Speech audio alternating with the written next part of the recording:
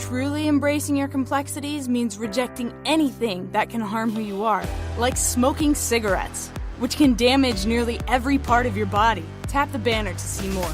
This free life. Freedom to be tobacco-free.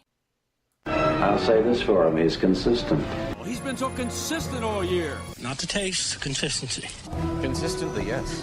Consistency! Thanks, losers.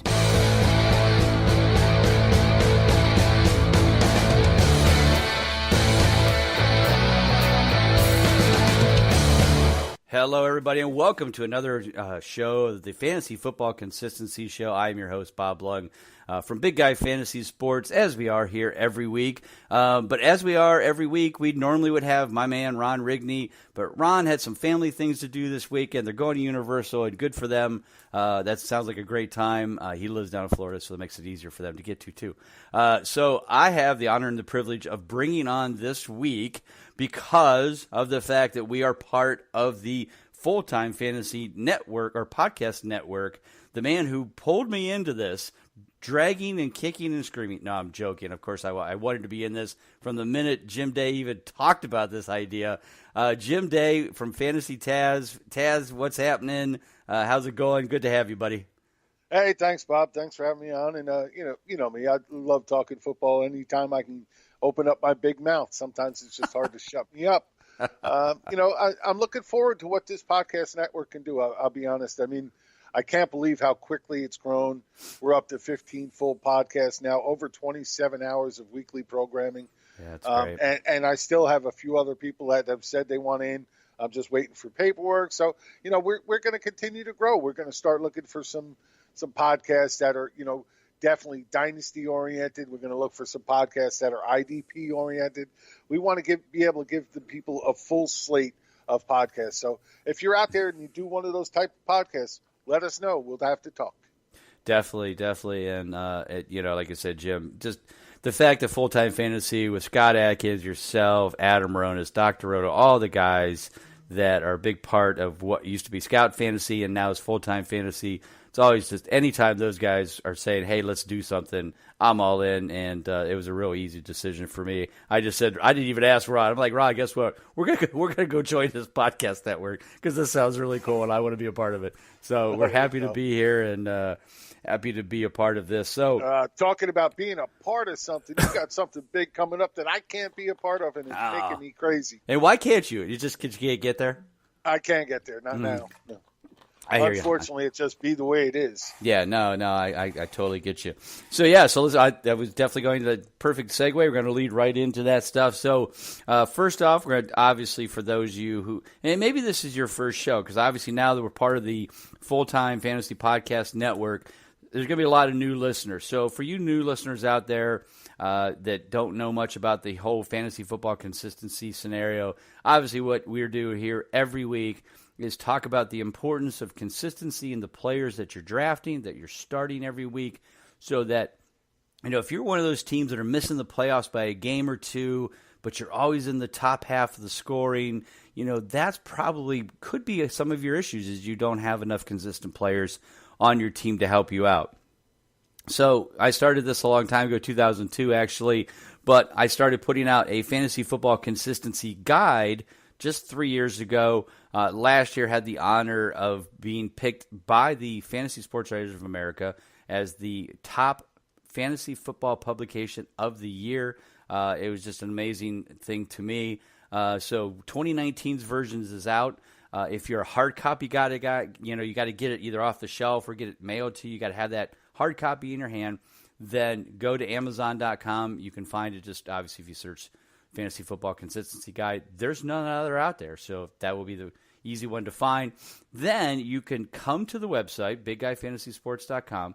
There will be a code at the bottom of the pages in the guide, and that code will allow you to upgrade to get all the full updates of the magazine. So that's what's important about this magazine, is that you can buy it today, and I know it's early June, but you can buy it today and then come get the upgrade for $10 for the whole season. The whole season, not just preseason, whole season, and you'll get all updates to all the magazine every day that I do, or every time I do it. There's a PDF there to download, so you can change out the pages There's the tier draft list, which is basically what you can take to the draft, which is one page. That will help you as well. And you'll have full access to all the articles, the consistency report, which gives you the ability to put in your own scoring method and in your league and figure out who the most consistent players are in your league as well. So you have all that for only $10. That's the best way to do it, to get the guide and the full access for the all season. But what Jim was talking about was brand new this year. We are doing the Midwest Fantasy Football Expo in Canton, Ohio. It is Sunday, August 18th from noon to 6. It literally, the place we're having, it's called the Cultural Center. It's a really nice venue. We're going to have a live podcast stage set up in the middle of the area. So all these different podcasts are going to come. They're going to do them live. You can watch. You can ask questions. You can interact. It'll be awesome. Then there's also a full event hall that we're going to have speakers, mock drafts, panel discussions, Q&As, over 30 different 30 different experts are going to be there, from myself to hopefully the guys from Full Time Fantasy. They say they're coming. And it's just going to be a great time. RotoViz, fantasy headliners. Oh my gosh, I forgot them all. But they're and we're almost halfway sold out on just the experts or the exhibitors already. We're filling up the stuff. So yeah, Jim, I'm excited for it. It's also the day before the Kings Classic, which is our big experts draft, which Scott Atkins was in last year and did very well. If he would have picked. He wore his Christian McCaffrey jersey, didn't pick him. He still haunts him. He says every night he has bad sweats and bad dreams in the middle of the night. So he said, this year I'm picking him. I go, well, you might, but now you got to pick in the top 3. He could have had him in the second round and passed on him. So that he continues to kick himself for that. But anyway, so that's what's going on. The expo, the guide, everything, all kinds of exciting stuff. And Jim, like you said, I know the Full-Time Fantasy FF Champs you're doing. You got a lot of stuff. Maybe give them a second to talk about what you're doing at your site. Well, we got, this site has been around for a long time, and it's just known for its tools. We have what we call the FFCPI, which is Fantasy Football Champs Player Index. Basically, you can go in there, put in your settings for your league, and it'll give you, who to play each and every week based on who they're playing, what defenses they're going up against, things like that. There's so many things that come together to make this FFCPI work that it's really a brilliant tool that's been around forever. It's an award-winning tool, and they've done quite well with it. So I'm looking forward to that. We have a draft tracker. Again, you could set up your, whatever draft you're getting ready to do, send it in, set it up on our site, and it'll actually draft with you. When you're drafting, it'll make recommendations of who you should take based on who you already have, based on who all the other teams have taken, and based on the best players still yet available according to our numbers. So, we got a lot of really good tools. We're also bringing, some new writers in. We're bringing IDP back, something they didn't do last year. We're bringing that back. We brought Walton Sperling on to do IDP stuff for us. And that's great. Walton's great. So we're doing a lot of new things this year, but we're also making sure we get those good tools up and working and ready to go. We have a mock draft tool. We have a survivor pool that we do every year that's pretty good. So, there's a lot of things going on, and I'm really looking forward to it. We're just starting to, really ramp it up and get ready for the season now. So between that and the podcast network, they've been keeping me pretty busy. Yeah, I'll bet. Yeah. Not getting a lot of sleep. All right. Well, this week last week we talked about the quarterbacks. Things are going now. A lot of best ball drafts. In fact, I'm in one right now. A couple of them on the BB10s. Two of them that are running, doing pretty well, I think, in both. But it's just my way of kind of keeping up with where players are falling. And of course, I'm always comparing that against then the ADPs as well in real life, as you see them on FWC. And kind of we looked at last week the quarterbacks and where they're at ADP-wise, and then basically how is that applying to their consistency. A Drew Brees is still going top 10, but his consistency last year was not even – it was barely top 20. So that's kind of stuff we talked about. This week, we're going to focus on the running backs, and we got Jim here to kind of share his knowledge, not necessarily about the consistency, even though I sent him the charts so he could at least follow along, but also to give his thoughts of whether he thinks the ADPs might be a little bit too high or too low as well. So we look at the top 3-4 here, ADP-wise. I mean, we've got, in no particular order, Barkley, Ezekiel Elliott, Christian McCaffrey, Alvin Kamara. I mean, that's the top 4 in pretty much everything I've seen so far. I've picked Elliott at 1. I've picked Barkley at 1. I've picked McCaffrey at 1. I'm just kind of changing things up in some of these best balls. I don't think you can go wrong with any of them. Their consistency last year, all 3 of them, 93%, 94%, 94%. These guys are the top. Kamara was 87%. So a little bit, I mean, I still have him 4th, and I'll keep him 4th. Those other top 3 kind of, are who they are. But, any disagreements with those top 4 in your mind right now, Jim, and where they're going? Right now, if you have the number 1 pick, who are you going with? I'm going with Saquon, but, for the number 1 pick for me is Saquon or Zeke. Okay. I think both of those guys are. Look, I can't fault any one of these guys, but I did want to ask you. I mean, what do you think? Why do you think there was such in this case, a pretty big difference between Kamara's consistency and the other 3 above him? You're talking about 6 to 7% difference at the top, and meanwhile you also have Melvin Gordon, who had a higher consistency rate than Kamara. So can you give us a little breakdown on that? I mean, I know what the numbers are saying, but that's not where you went with this. So why? Well, so the consistency is, how many times they exceed the factor during the week. In a PPR format, it's about 11.2 fantasy points. Kamara only missed, if he had one more game that he would have made it over that 11.21, he would have been tied with Zeke. So he's close enough. 7% looks big, but when it's just one game away and, without looking at the individual games that he missed, he could have missed by, a half a point. So it's close enough that I feel like, those guys are definitely there. Melvin Gordon is basically an injury concern. And I think, while he is, number 6 overall ADP-wise, and I think very well justified, it's always that nagging missing 2, 3, 4 games every year. I think it just scares a few people that he's going to be good when he's on the field, and those 92% consistency shows that. But I think it's the injury thing that scares me away. Not away, but not putting him in the top 5 or 6 at this point. In fact, if I get to the middle 6, 7, and basically those guys are all gone, which they would probably normally be, then I'm usually looking at either DeAndre Hopkins or Devontae Adams before I even would pick Gordon. So I don't know how you've been looking at best balls from your standpoint. When you get to number 5, 6, 7, who are you picking in that on a normal basis? 5, 6, 7 for me right now, and most people don't agree with it, and I'm okay with that. But 5, 6, 7 for me right now are Gurley, Johnson, and Mixon. Okay. So a little higher than what my numbers do and in most rankings, and it's perfectly fine because that's why we're here to discuss this. So Mixon's 71% consistency from last year, which was actually his best season so far.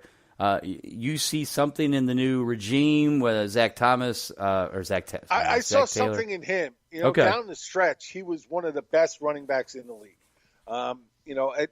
Look, I use numbers to a degree, right, but I'm the type of guy where I sit and watch games all the time. I'm just focusing on them, and I just love what I see from him. And the fact that he did a lot of that damage, with his wide receivers injured, and everything injured. Else that was quarterback injured, everything else that was going on that team says a little something to me. I think this year, with Dalton coming back, with A.J. Green coming back, if they stay healthy on the field, I think it's only going to help them. Tyler Boyd obviously took that next step last year and showed that he is definitely a wide receiver too in this league, and a very good one at that.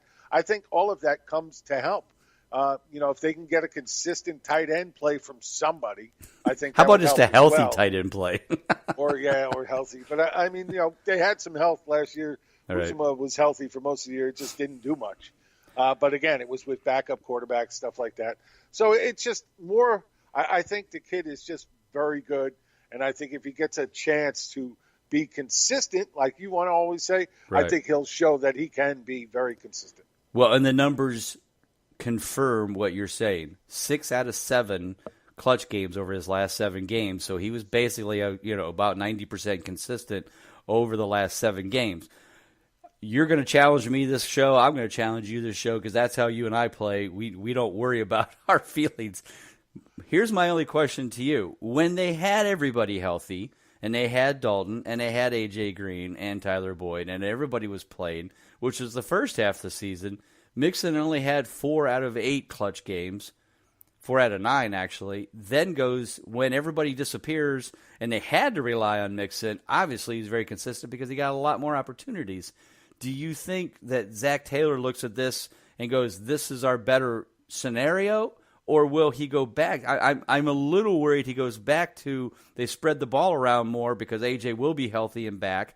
Dalton will be back, and they won't have to rely on Joe Mixon as much, and he might the consistency might go away. What are your thoughts there? See, I disagree. I think this new offense is going to realize, yeah, sure, they're going to spread the ball around. Don't get me wrong. Right. But that's going to involve Mixon in a big way. They realize what they have here. They need to get him more established. They need to be able to ground that ball out when they have to, and that's what he can do for them.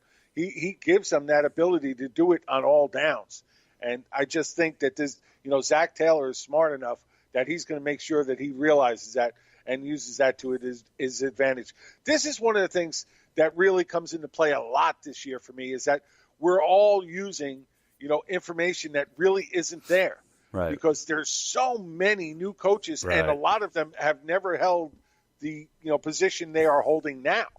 So there's so many of the new ones that we're making a lot of assumptions this year that we really didn't have to make as much of in the past. So this year is going to be a little nuts. I hear consistency is going to be crazy off the charts this year. It could be, or it could not, or it could be the other way. Well, that's what I mean. I think I meant the other way. Yeah.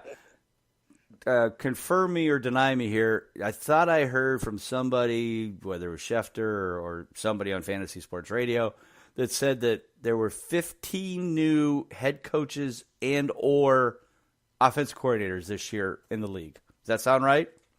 I think what he was trying to say is 15 new ones that have never held that position before. Well, that's what I meant. Yeah, 15 new that were basically new play callers, new head coaches.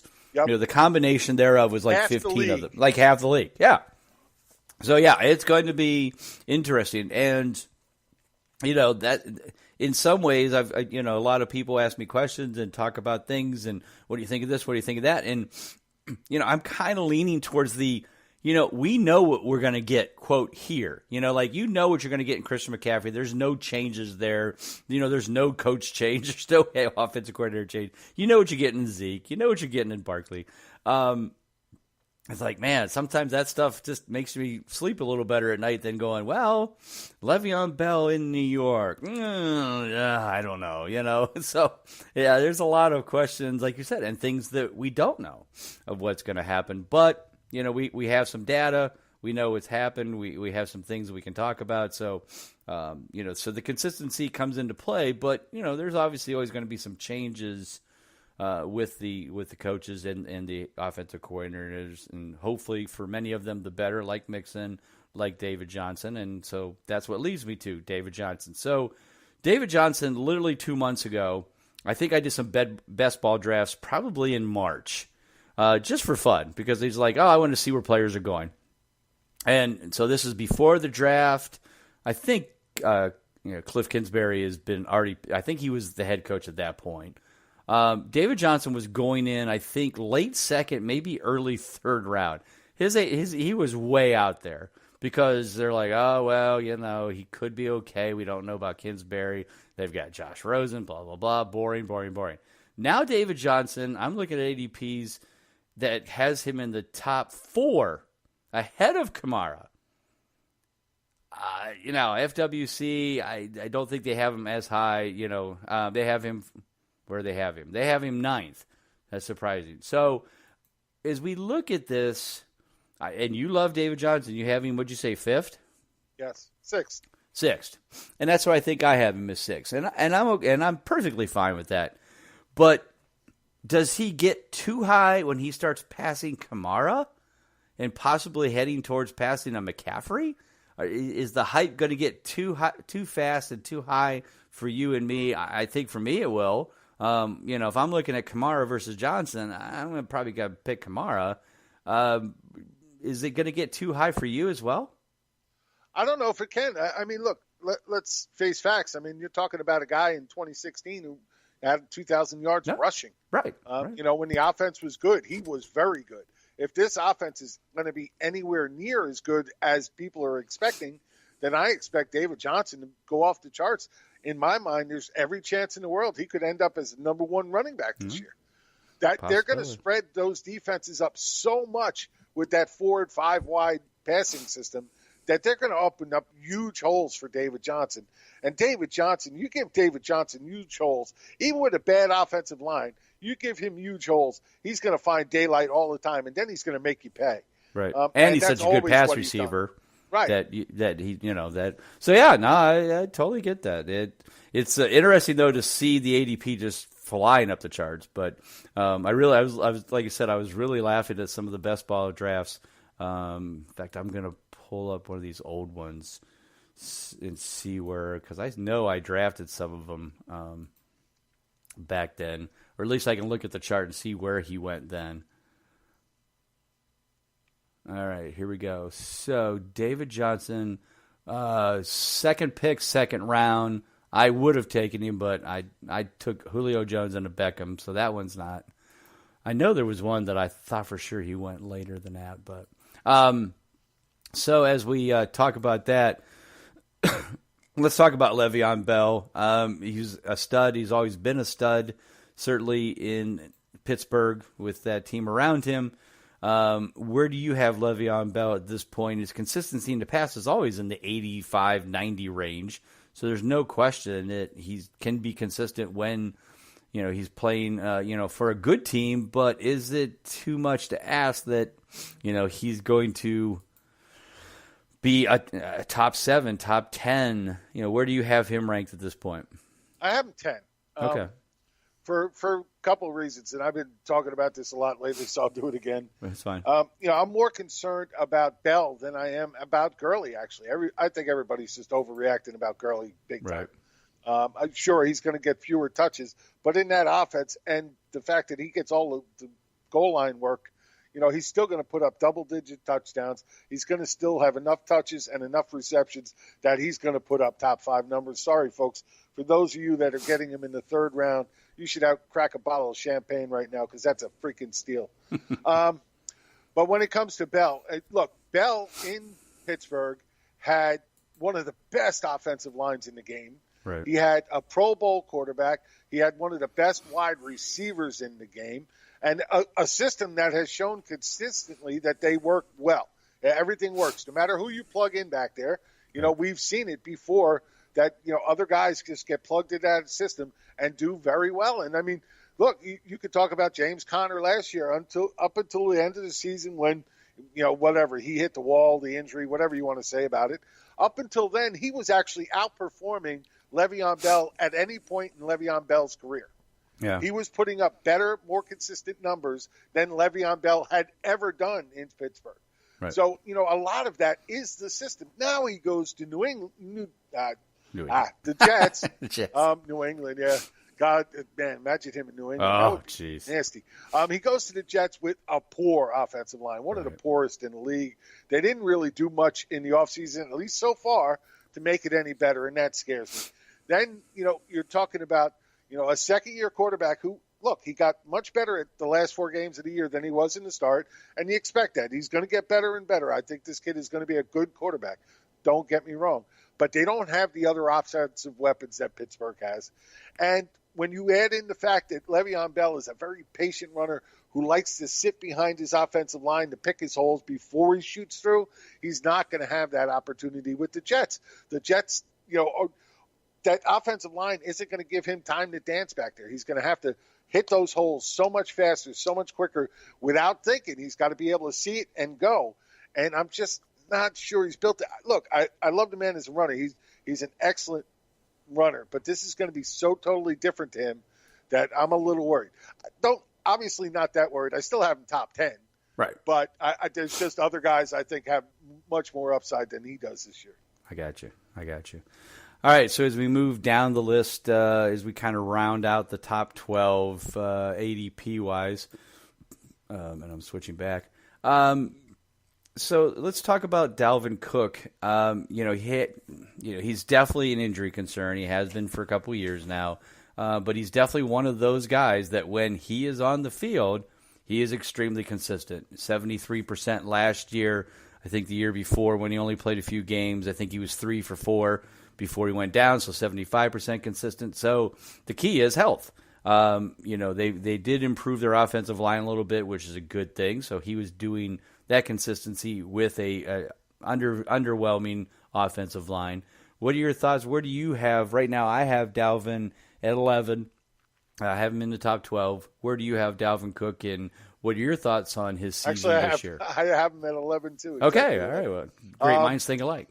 Look, I've always loved Dalvin Cook, and this might be more my heart than my head. I just do. The injury is definitely a concern, but like you were talking about, the down the stretch last year when they really decided that they were going to go run heavy, the last 6 games, he was the number 6 running back in the league. Not only that, in those last 6 games, in your consistency number, he was 5 out of 6 at being clutch consistency, and the 6th was week 17 where he just didn't get a lot of touches. Right, exactly. So if you take week 17 out because it was week 17 and guys just weren't playing here and there, right.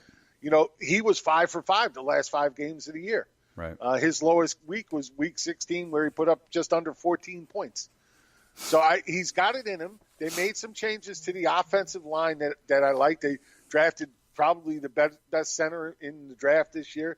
They brought in a guard that, started for the Titans for a while. It really, helped solidify that offensive line a little bit more. I just think that they've done a lot of right moves to get this offense moving through the running game. And I've always liked Cook. So I've taken a lot of shares of him, probably too many, because if he goes down again, I'm going to be so screwed. Well, I'm sure a few of us are in that same boat. At number 12, I have Devonta Freeman. I mean, obviously they improved their offensive line. They do not have Tevin Coleman to steal away carries. Ito Smith will be a fine backup and will take some. I can't buy into Ito. He hasn't shown me anything yet. Right, yeah. I mean, I think it'll just be, hey, Freeman bust off a 40-yard run, so he's tired, takes a breather. Ito comes in for a couple plays and that kind of stuff. But, yeah, right. I definitely like Freeman. He's definitely been my choice when I've had a best ball where I've got one of the first 3 picks, where I'm taking a Zeke Barkley or McCaffrey, and then taking Freeman as my RB2. I think it's a perfect value, especially when you realize that, he's probably going to be a top 12 back again this year in that system. They got Dirk Cutter back as their offensive coordinator. Again, pick 2 very good offensive linemen to improve that. So I think, that'll definitely help a lot. Where do you have Freeman, and are you in agreement, or do you have a different thought on Devonta? No, look, again, if he can stay healthy, and I mean, I don't think it's that big an issue. I mean, what was it? Last year was really the only year he missed that many games. He's always been a little nicked up, but he always seems to play, and play well. Even in 2017, he didn't have the greatest year, but he averaged 4.4 yards a carry. He had 7 touchdowns. He's always been involved in the passing game. So I think he's got a great chance this year if he can stay on the field, and I'm not betting that he won't. I have him currently at 13, sitting right behind my love of Damien Williams. Oh, that's right. I forgot about you do have a love for Damien Williams. And I think we had this argument. I'm going to live or die with Damien Williams. I think we had this argument the other night on the show that I kind of popped on with Dwayne. And you are okay with Damien Williams going in the second round. I think Damien Williams gets replaced by Carlos Hyde, or at least shares 50% with Carlos Hyde by week 4. I just don't think that. I still go back to the fact that he couldn't be a solid starting running back in Miami. Couldn't beat out Kenyon Drake. Oh, come on. But those coaches in Miami made so many bad decisions for so many players. Right. I mean, so many players. I get that, but got to remember, that kid had 32 touches through 13 weeks before he had the freshest legs, and plus he was playing for Kansas City. You and I could have maybe put up, we could have. Okay, we could have been fairly consistent. I could have blocked for you, so there you go. Right. Yeah, I can't run that way. Look, I know what it is. I get it, and I like the fact that they brought in Carlos Hyde. I don't think Carlos Hyde is anywhere near done. I thought he was doing pretty good for Cleveland in the beginning of the year, even with that terrible offense. Right. And then, they decided to go with Chubb. I get. Yeah. Chubb is I young totally guy understood. that they went and drafted. He was their guy. They wanted to go with him. But I still don't get why Jacksonville traded for Hyde and basically killed his value for the rest of the year. Yeah. One of the stupidest trades I've ever seen in the history of football. It just didn't make it. If they really thought Fournette was going to be healthy and come back, that trade made absolutely no sense in the world. Right. And they swore that they knew Fournette was going to be healthy. So, again, that trade made no sense in the world. So I agree. And he's got all the talent in the world to be that every down back in that system. He catches the ball well. He can block well. He runs well. I get it. But, so does Damien Williams. He did everything they asked of him at the end of the season. He ran inside. He ran outside. His pass protection was great. He can catch the ball anywhere on the field. They could even spread him out into the slot if they want to with him. So, I get it. He has a lot of risk. But I like this kid. I've always liked him. I liked him from his days in Buffalo. Just every once in a while you would just see him get a play where, like, damn, that kid can run. Why isn't he getting more chances? And it just made me crazy. And now to finally see him get his chance, man, I just want to see him get it 1 year. Give me 1 year of this kid playing every game, and I think everybody's mind is going to change. Definitely. All right, so let's we'll continue to move down the list. Nick Chubb, man, if they don't go get Kareem Hunt, Nick Chubb probably would have been a first-round pick, I would think. He was. He was going first round before that happened. Right, before that happened. So, it's just risky.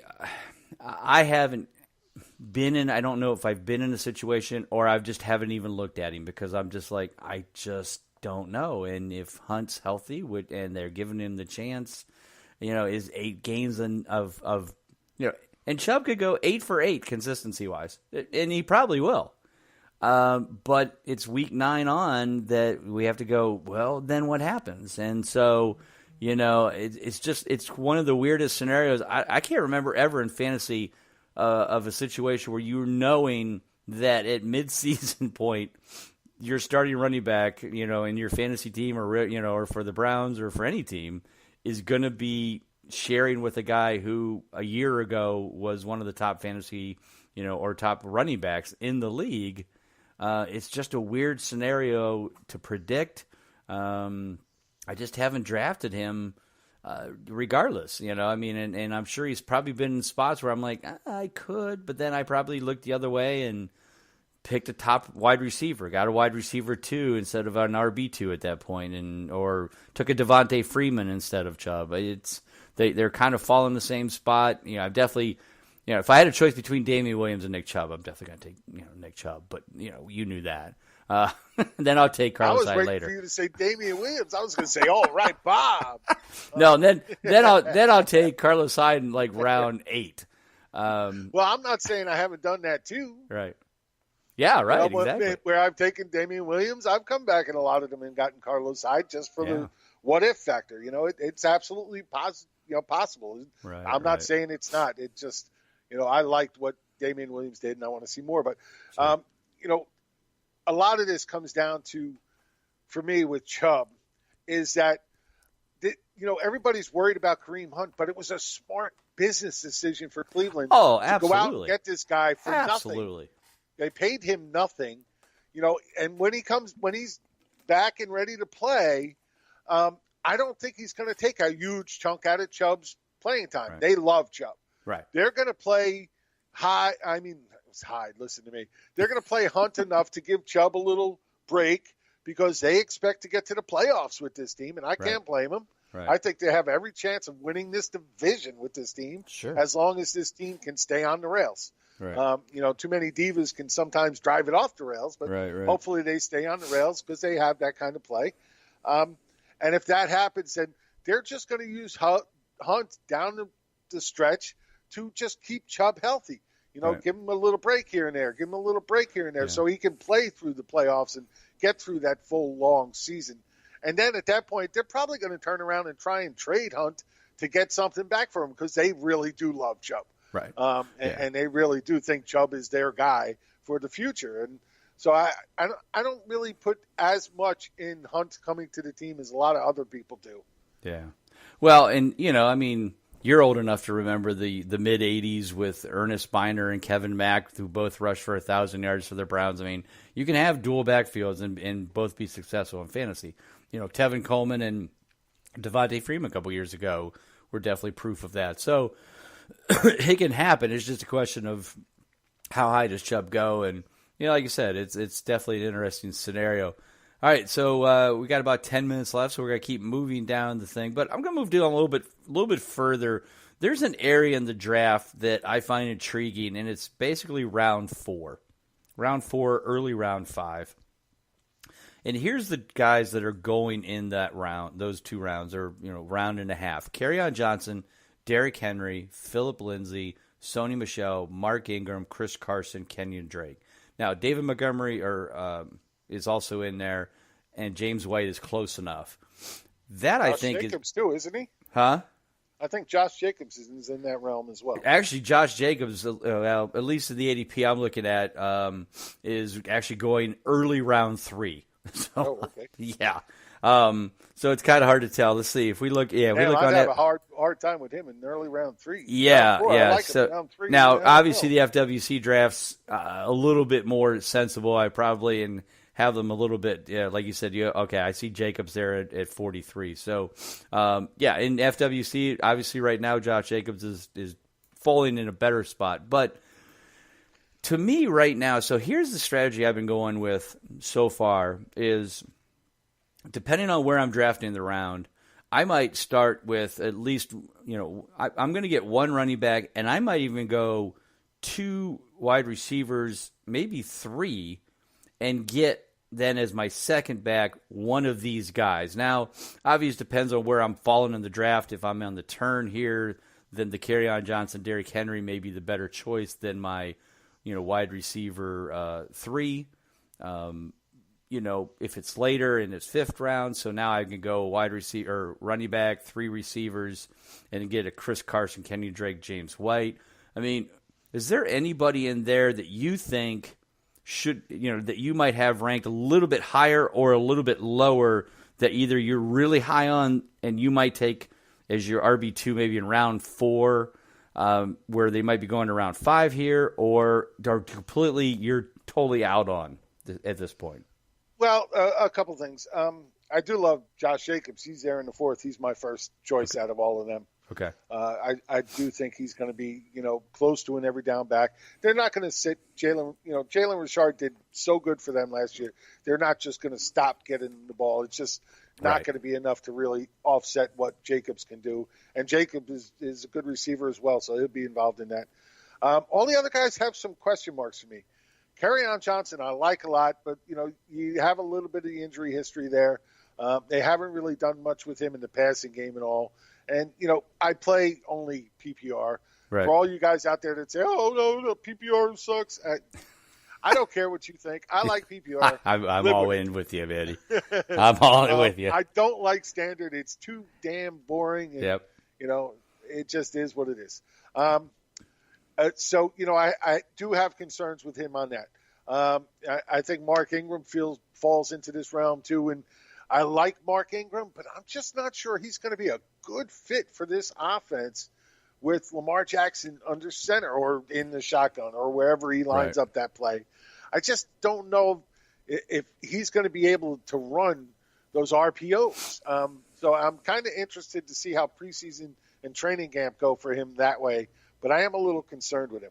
Phillip Lindsay, I'm concerned with Lindsay just because we absolutely could see more of Rashad Penny. Royce Freeman. Royce Freeman. For some reason, I keep mixing those two back and forth all the time in my head. You have like dyslexia for backup running backs. Yeah, really. I really think that we're going to see more Freeman this year as well. I love what Lindsey did last year. Don't get me wrong, sure. But I do think we're going to see more Freeman, a guy that they put the draft capital in. So I think that plays into what we're going to see. And then it is the same with Chris Carson for me, is that I think we're going to see more Rashad Penny. Carson is injured, coming off the knee scope. So Penny's been getting all the work. And, I guess it's only OTAs. They're only in shorts and T-shirts. But all the coaches are raving about his conditioning, about the way he's attacking practice and, putting the time in that he really didn't do a lot of, especially when he first came in last year. Didn't come in great shape, just seemed like he thought he was all, Mr. I'm wonderful and I don't need to work, and found out real quickly it doesn't work that way at this league. I don't care who you are, you got to work. Right. And you got to work hard. They don't give you millions of dollars so you can sit on your ass and do nothing. Let me ask you this, though, in Seattle, because you remember from our show the other night, I have a man crush on Chris Carson. I feel like Rashad Penny just kind of fills the spot that Mike Davis vacates. So he'll be the third down back. He'll get him for more passing, obviously more passing targets. And those two will be kind of that 1-2 punch that Chris Carson and Mike Davis / Penny were last year. I still see Carson being the main, between the 20s, probably end zone back, and then Penny fills in that Mike Davis third down, punt returner, kick returner. I see Penny having a better year, no question, but I still feel that Carson is going to be a very, very good RB2 based on they just need to give him, those double-digit targets. And as it says in the guide, in those games where he was double-digit targets, he averaged 17.1 fantasy points. It was 91% consistent. I'm all in on Penny, and I think he's going to be a very solid pick as a later round pick, not a RB2, but a very solid RB3 flex player. At this point, do you see Carson still ahead of Penny in your rankings and the ADPs? ADPs, I guess it does. But what about, how close do you now have Penny and Carson in your rankings? Well, I do. I still have Carson ahead. Right. I absolutely do. But I've dropped Carson down a bit. He's still an RB2 for me, but he's down at the lower end of RB2s. Right. Just because I think Penny is going to be a lot I have more him at involved. 18. Yeah, so I have him trying to look. I have him at 23. I have him right behind Marlon Mack. Okay. So it's just, I do think that Penny's going to take just a little bit more away from Carson. I do still have him as the top back there. I have Penny down at 42, so it's not like I'm saying he's going to take that job away. But I think he's just going to take just enough off the top of Carson's numbers that he's not going to be as consistent. If you look at from a consistency base, it wasn't until, week 11 from then on that he got consistent. The first half of the season, he was up and down every week. Right, he was up and down because of the number of times, that is the Pete Carroll problem of, hey, I'm going to give you 20 carries a week for 3 weeks, and you're going to be on fire, and then all of a sudden I'm going to bench you, and I'm going to put Mike Davison as the starter for 20 carries. That we always have to deal with. That's why I'm glad they got rid of Davis, because at least now it's only one of two that he has to juggle around. Hopefully that'll be a better scenario. Well, they do run a ton in this offense. They do, right? Thing. Yeah, that's the good thing for those. I think both of these guys could be viable. Yeah, I have Penny 37. And actually, this leads me to a really great question I've been meaning to ask you. Okay. You based your consistency numbers off of 2 running backs, 3 wide receivers, and 1 starting tight end, right? 24, right. 36, and 12. Right. Why don't you take in a flex position into that account? Wouldn't that flex position maybe lower that consistency number, but still make it more real? Because most leagues use a flex position. Right. Well, I have 40 seconds to respond. So I'm just going to say I agree with you. It's one of those things I definitely want to kind of put into play, but I focus mostly on those positions. I kind of always look at it as, well, you can always grab one of those guys as your flex, if you get 4 wide receivers, that guy is your flex or your 3 running backs. So, all right, well, we got 20 seconds. Jim, thanks again for being on. Once again, we're glad to be part of the Full-Time Fantasy Podcast Network. Make sure you go there and check out all of the podcasts. Again, Jim, thank you for being on. Great to have you. Everybody have a great week. Take care. God bless. We'll see you soon.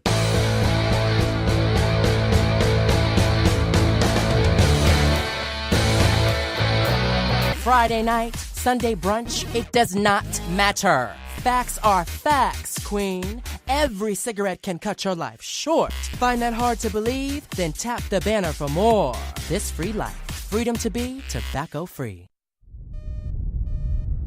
I can't believe it. That Philip brought his little brother on our mission into orbit?